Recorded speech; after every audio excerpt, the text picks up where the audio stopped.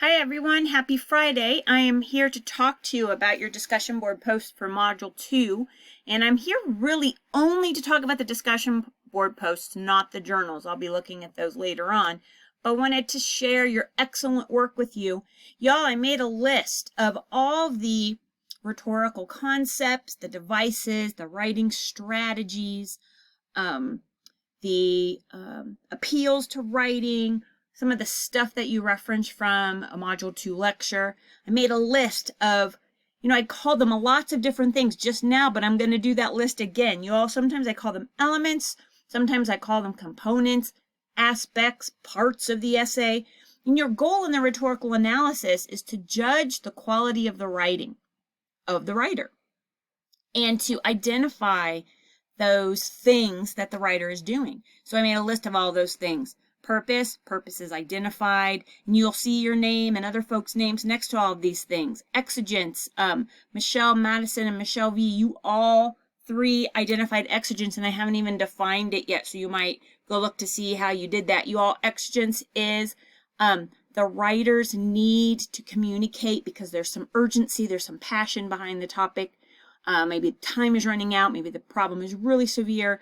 So those three identified exigence. That would be excellent if you were able to identify exigence in your rhetorical analysis. Many of you saw how the writer was using, I'm talking about Christoph right now, just the primary source we're reading as a whole class. Many of you identified pathos and logos and ethos, the three appeals, that is the primary part of his argument. And we don't even really know his thesis until he kind of stresses it near the end more than he does anywhere else. So awesome work there. Ariel identified that there is ethos through narration, which I thought was a really cool way of combining two of the rhetorical elements. Narration being a genre, right? Genre is a part of the rhetorical situation. So I thought that was really cool. Ariel also, and a few others also identified that the three appeals were happening simultaneously in some parts. The use of language or diction. You could talk about style, which we haven't talked a lot about yet. We're going to talk more about it during Module 3. Many of you talked about either the connection with the audience, and sometimes you identified who the audience was.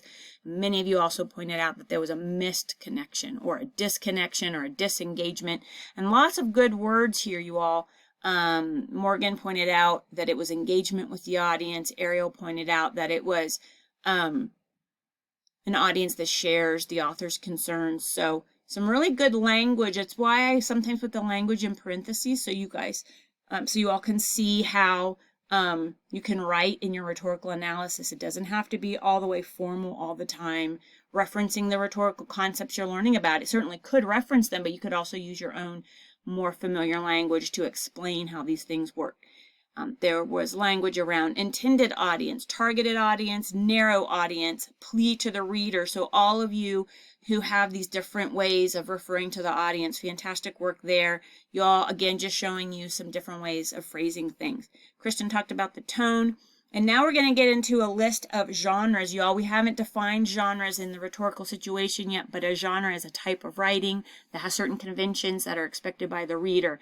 So many of you mentioned these genres: description, explanation, narration, illustration, comparison. So these are all types of writing. Sometimes they're called patterns of writing, but often they're called genres as well. An essay is a genre by itself, but then we can break an essay down into the different writing genres that are being used within it. We're not often just writing a comparison essay or just writing a narration, just like we saw Christoph do. Lots of narration in the beginning, but lots of argumentation at the end.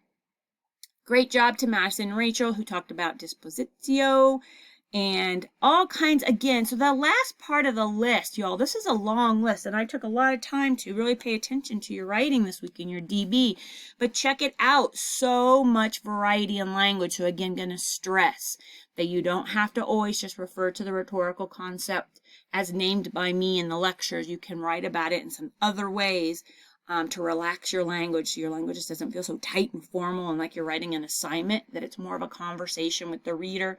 Who is me? I am your defined reader for the rhetorical analysis. So great job To all the people who talked about problem solution, that was great, Rachel. A critique of other audiences.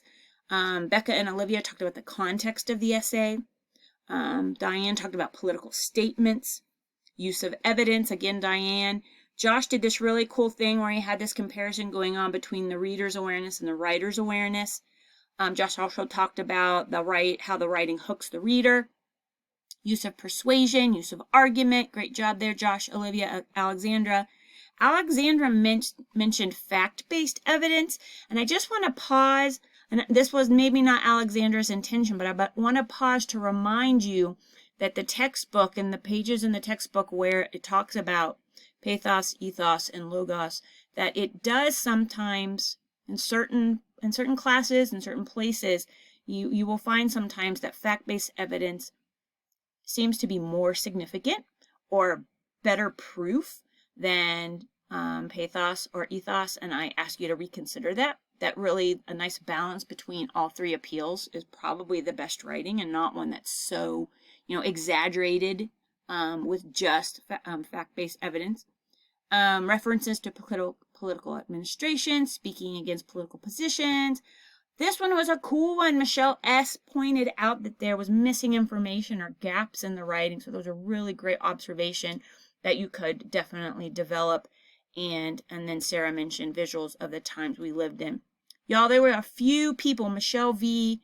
I'm not going to remember the other people. I didn't list them on my handout here as I was reading.